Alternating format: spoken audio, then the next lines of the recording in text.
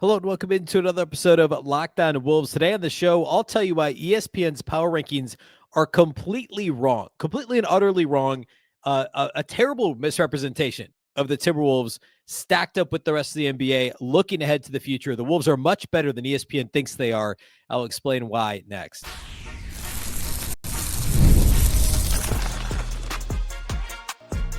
You are Locked On Timberwolves, your daily Minnesota Timberwolves podcast. Part of the Locked On Podcast Network, your team every day.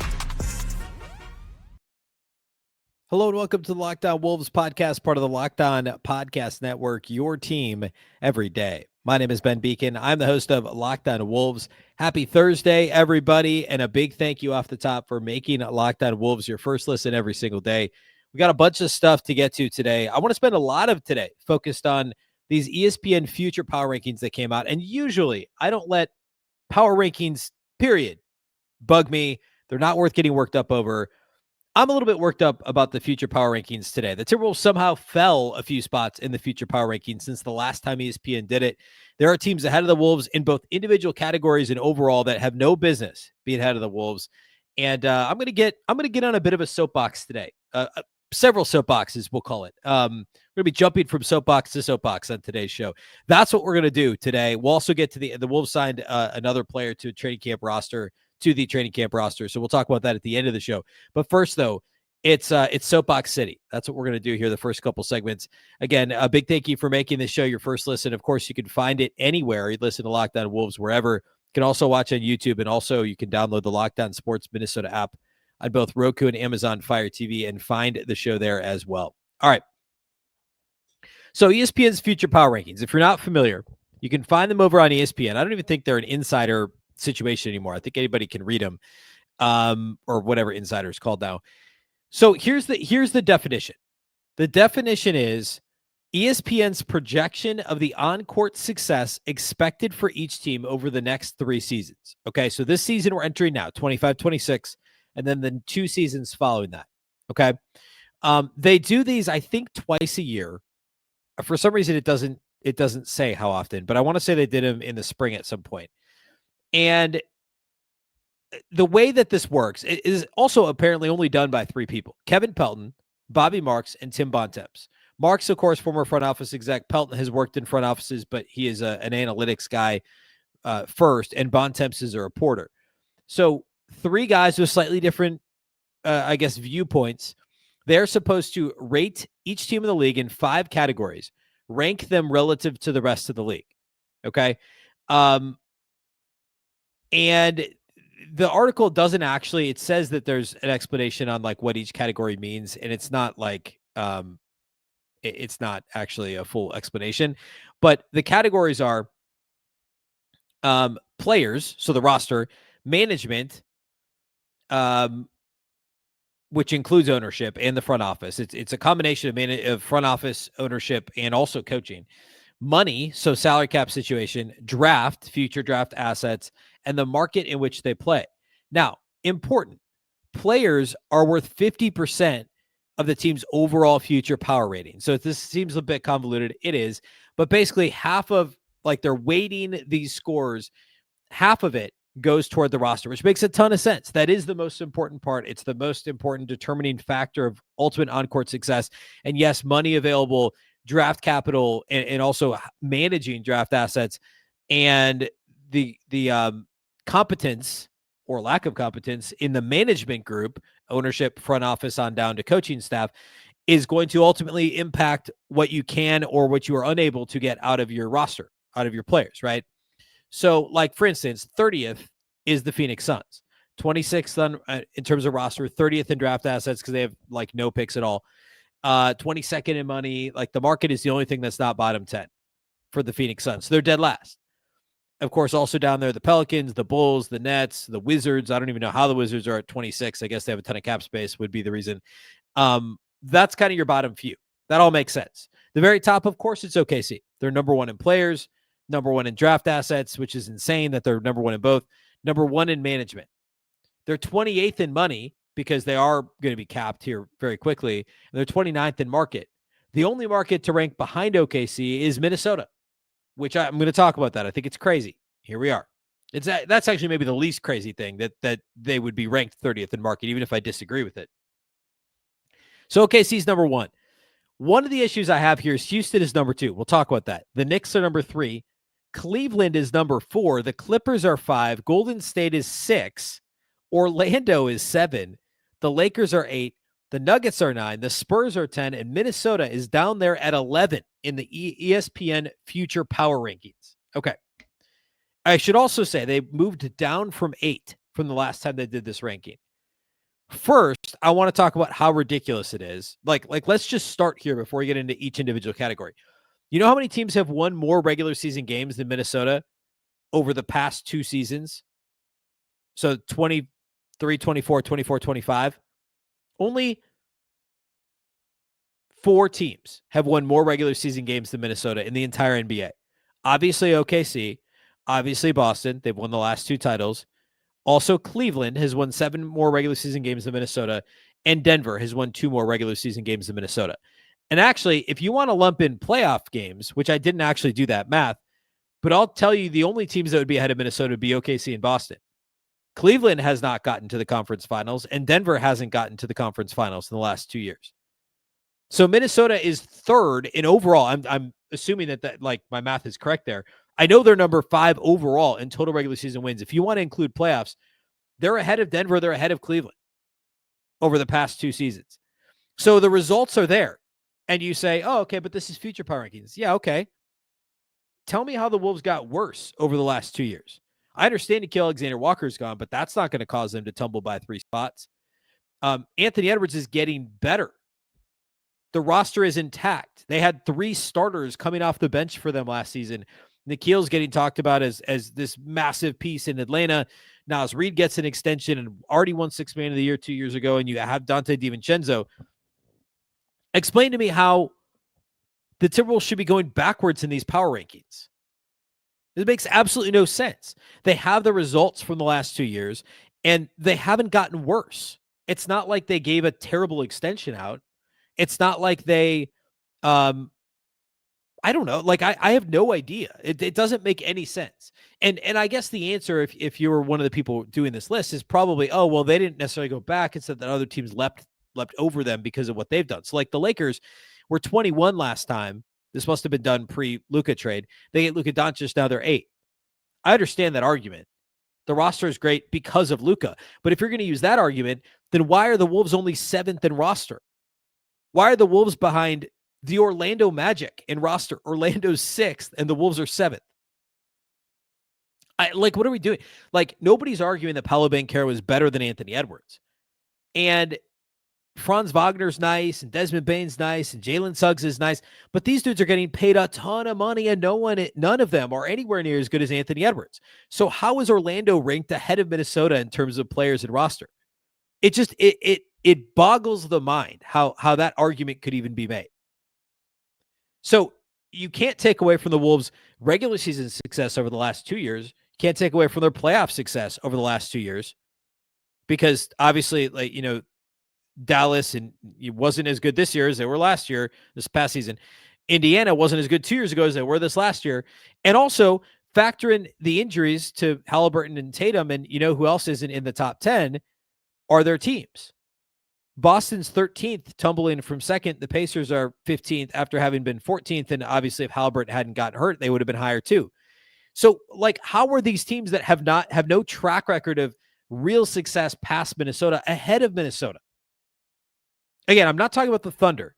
And I'll even buy the Knicks and the Cavs. I'll buy that. They have great rosters. You can argue their rosters are better than Minnesota's. I'm dubious on the Knicks. I understand the argument with Cleveland because of the top-end talent and also a little bit of depth. But the top-end talent with Evan Mobley and Donovan Mitchell, it's hard to deny that. The Knicks, I'm a bit more dubious about them in terms of top-end talent. I think the roster's finally gotten a little bit deeper there, but obviously depth was a problem last year. The Knicks have a number of the 5th best roster according to this exercise, and Minnesota's 7th. I think that's crazy. I think it's crazy. I want to dig into a couple of these categories. Specifically, we'll talk roster, and I kind of already started to do that. We'll talk about the market thing, which I don't like, but it's harder to quibble with. And the management thing is crazy too. Roster and management are the two craziest ones. We'll do that here next. We'll close the show in a little bit by talking about Nojel Eastern, who is the latest addition to the Wolves training camp roster. We'll do all that here next. Today's episode of Locked On Wolves is brought to us by our friends at Monarch Money. Most people cannot name all their financial accounts or even what they're worth, whether it's 401ks, properties, or investments. And when you don't have the full picture, you can end up leaving money on the table. And that's why there's Monarch Money. It's an all-in-one personal finance tool that brings your entire financial life together in one clean, easy-to-use interface on your laptop or your phone. Monarch is built for people with busy lives. If you put off organizing your finances, Monarch is for you. Monarch does the heavy lifting for you. You can link all your accounts in minutes, see clear data visuals, get smart categorization of your spending, and finally feel in control of your money without ever touching a spreadsheet. Put simply, don't let financial opportunities slip through the cracks. Use the code LOCKEDONNBA at monarchmoney.com in your browser for half off your first year. That's 50% off your first year at monarchmoney.com with the code LOCKEDONNBA.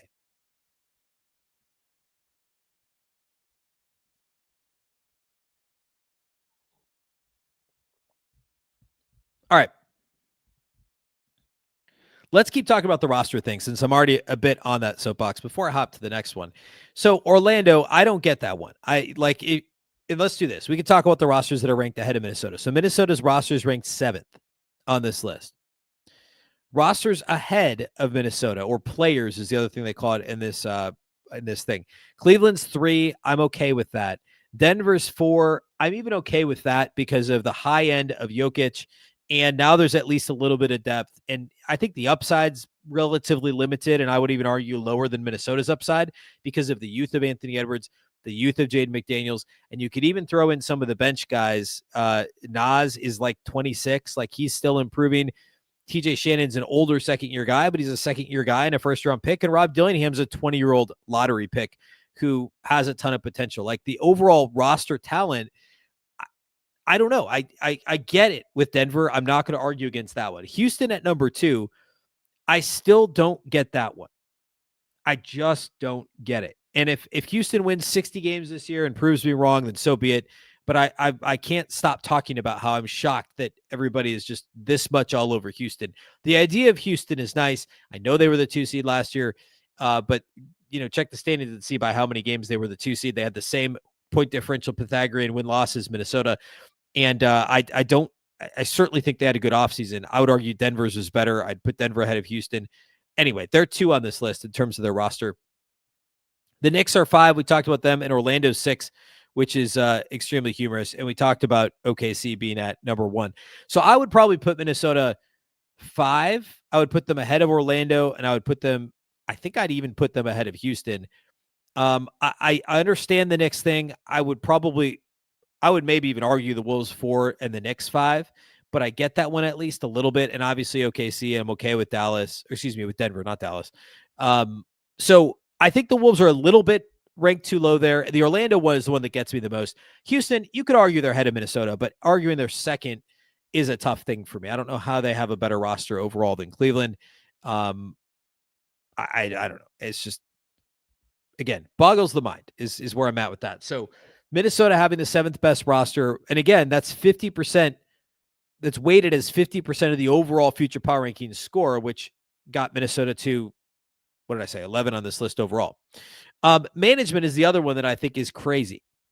So management is including ownership, front office, and coaching. Now, we've already established Minnesota is the 5th best regular season record, 5th best, and I guess 3rd best overall record, including the playoffs, over the past 2 seasons.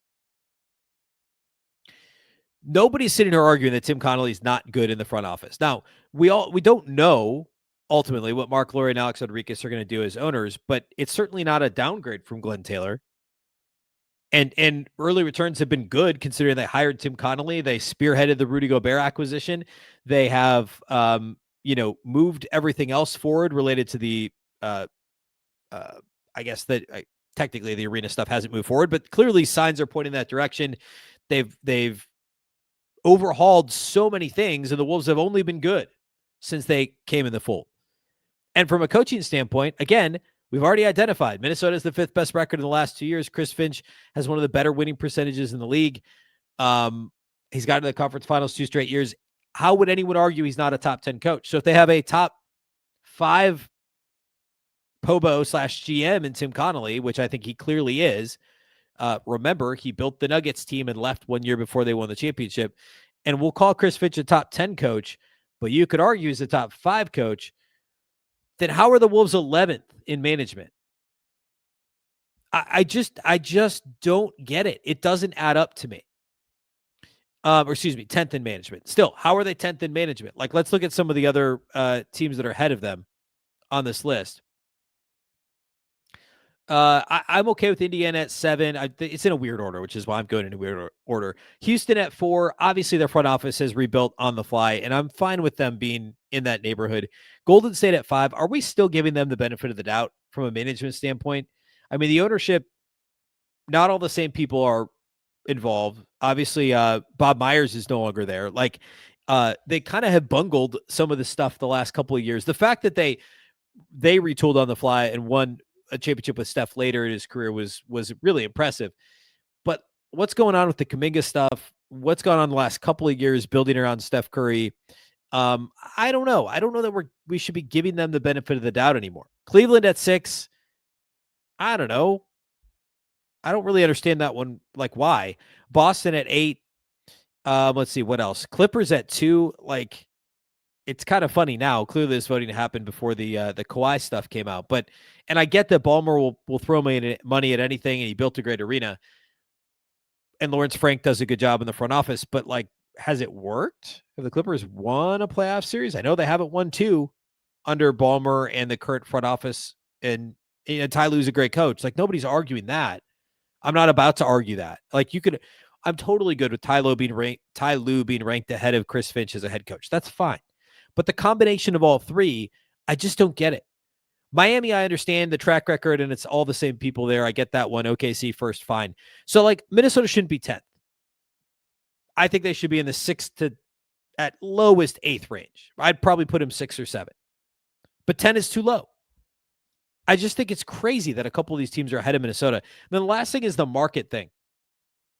Minnesota's ranked dead last. And, of course, I'm biased. I grew up in the Twin Cities. Twin Cities is home for me.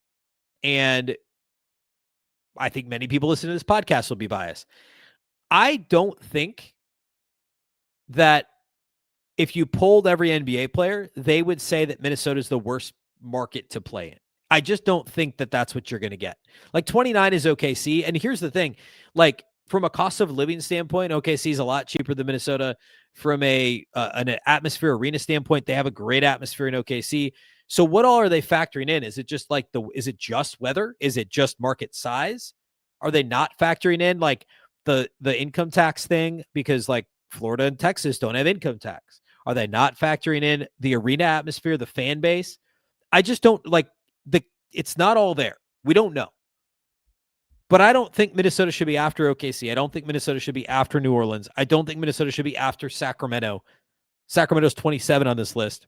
I don't care that it's in California. It's Sacramento. It's not, and no offense to Matt George and Locked On Kings and everybody in California or everybody in the Sacramento area, but Sacramento's not LA, right? Like there's a lot of pros about Minnesota. I know it's cold, but it's cold in a lot of places. Utah's 26. You can't tell me that, and Utah's beautiful. Don't get me wrong. But I don't think if you pulled NBA players, they'd rather be in Salt Lake City than Minneapolis. I just don't. And that, these three are like, again, roster is what matters the most. And I still think they got the roster wrong, having Minnesota down at, 7 in terms of roster. I think that's wrong too. But the body of work of the last 2 years, the roster right now, the top end talent of Ant, the depth of going 8 deep, like legitimately 8 deep of a really nice rotation. You could call it 7 deep now, but probably 8 deep of guys that you can trust. I don't get it. And the draft, also, by the way, the draft thing, like, I get they traded a lot of picks, but they only owe like 2 future picks at this point. They have a couple swaps in there. That doesn't bother me that much. The Wolves are likely going to be good for the next few years. hence why they should be higher than 11.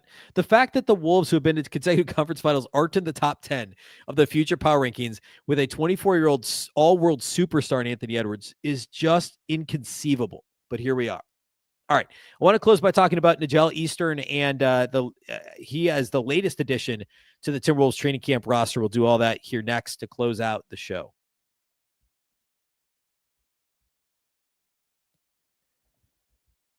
Today's episode of Locked On Wolves is brought to us by our friends at OpenPhone. If you're thinking of running a business, if you are running a business, you know that every missed call is money left on the table. Think about the last time that you had an urgent need, maybe for a plumber or a service provider. If the first person didn't answer, did you wait? Probably not. You moved on, and that is why you need OpenPhone. OpenPhone is the #1 business phone system built to streamline and scale your customer communications, all from an app on your phone or computer. OpenPhone will let you manage business calls and texts from a single app. The shared inbox feature is an absolute game changer. Your team can jump into any conversation instantly without missing a beat. Plus, their AI agent handles after-hours calls, answers common questions, and captures leads so you never miss a customer. OpenPhone is offering my listeners 20% off your first 6 months at openphone.com/LockedOnNBA. That's OpenPhone, OpenPhone.com/LockedOnNBA. And if you have existing numbers with another service, OpenPhone will port them over at no extra charge. OpenPhone, no missed calls, no missed customers.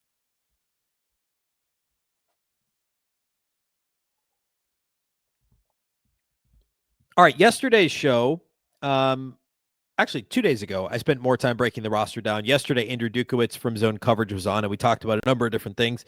But the Wolves training camp roster is taking shape, and there are a couple spots open still, but it was announced, or it was reported, actually, the team did announce on Wednesday that the team had signed Nojel Eastern to a contract. Of course, the Wolves don't ever release what type of contract, but Eastern as really a career G Leaguer. I mean, I guess he's only been in the G League a couple years, but he's been a professional basketball player for like 6 years and has only been playing internationally or in the G League. It's very likely an Exhibit 10 contract. A reminder of what that means is it's a version of a training camp contract. What I like to describe it as is a preferred walk-on in college, which that may be a thing that's going away at this point in time. I don't know. College athletics is weird now. But basically, or like an undrafted free agent, and they do this in the NBA too, but like in the NFL, where like Max Brosmer, the former Gophers quarterback, signed with the Minnesota Vikings, and he got a 6-figure signing bonus as an undrafted guy, which is pretty unusual. Usually it's like 10 grand, 20 grand, 50 grand. And the better, more coveted you are as an undrafted free agent, the bigger bonus that your agent can command for you, as there's like a bidding war for your services as a preferred walk-on undrafted guy. So it's fixed in the NBA as like, this is what you get. But the Exhibit 10 contract, what that means is it's not guaranteed, but assuming he's waived and stays with the G League team for 60 days, he gets a guaranteed bonus of $85,300 on top of his base salary in the G League. So he gets whatever to sign, and then he gets $85K guaranteed if he sticks with the G League team. So it's like, why not sign that deal? Maybe another team is offering him, I forget what the term for the non-Exhibit 10, like just a training camp deal, is like completely unguaranteed. So you're only getting paid for your time in camp and nothing beyond that. And if the Wolves were to offer an Exhibit 10, then yeah, it makes sense to sign here. Now, he's been in Iowa with the G League affiliate the last couple seasons, and so the Wolves are familiar with him, and that's clearly what this is he's a depth wing that provides familiarity, and he's a bit of a jack of all trades. We talked a little bit about him. He was on the Summer League roster this year, so we talked about him back in early July. I would describe him, he's a little bit of a jack of all trades, master of none, Swiss Army knife type player. He's a really nice defender. He's big. He's a big wing. Let's see, what did I lost his? He's 6'7", or he was listed as 6'7". And he's athletic enough. Again, good defender. Actually a pretty good passer for his size. I think he was recruited as basically a big point guard out of high school, went to Purdue, played 3 years there, and then went to transfer. Transfer was denied. Then COVID happened, and he never ended up. His last year in college was the 1920 season, and then played professionally. Was in Mexico, bounced around a little bit, has been with Iowa the last couple of seasons. So he's going into his age 27 season. We're not talking about like a real prospect. Like he's not going to make this team.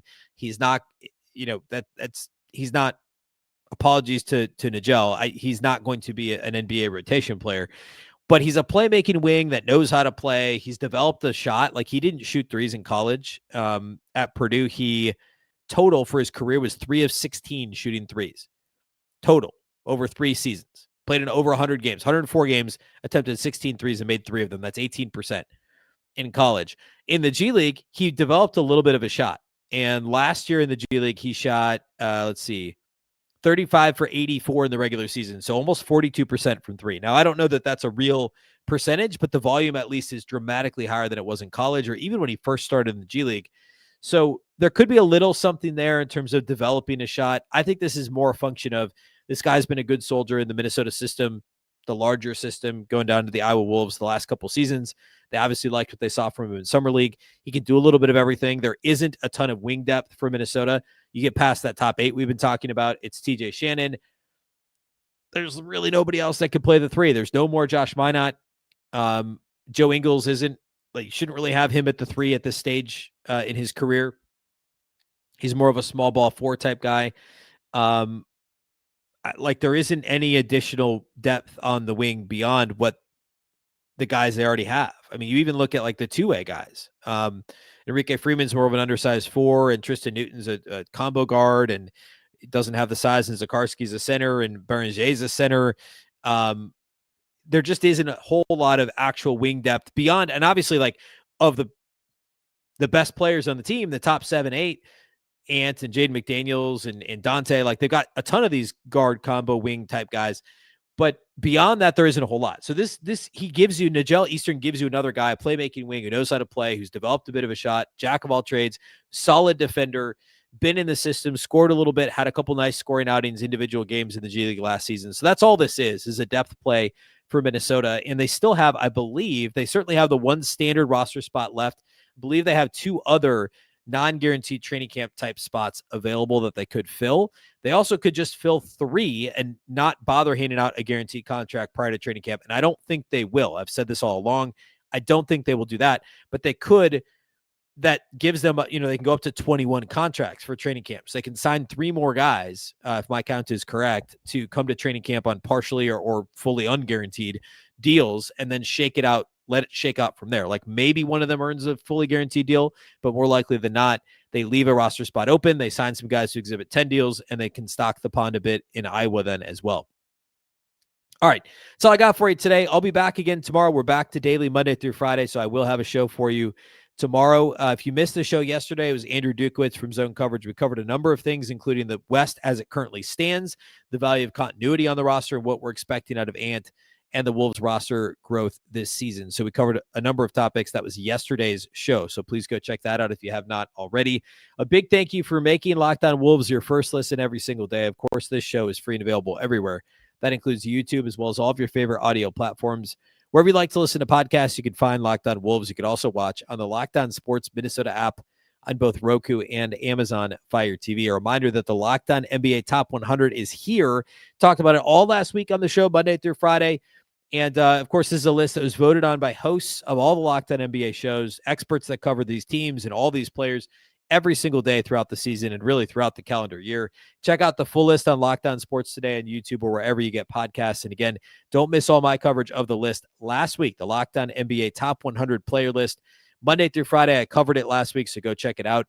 Of course, the Locked On Wolves podcast is also part of that very same Locked On Podcast Network. And of course, the Locked On Network is your local experts on all the biggest stories. Once again, I'm Ben Beecken. This is the Locked On Wolves podcast. We'll catch you next time.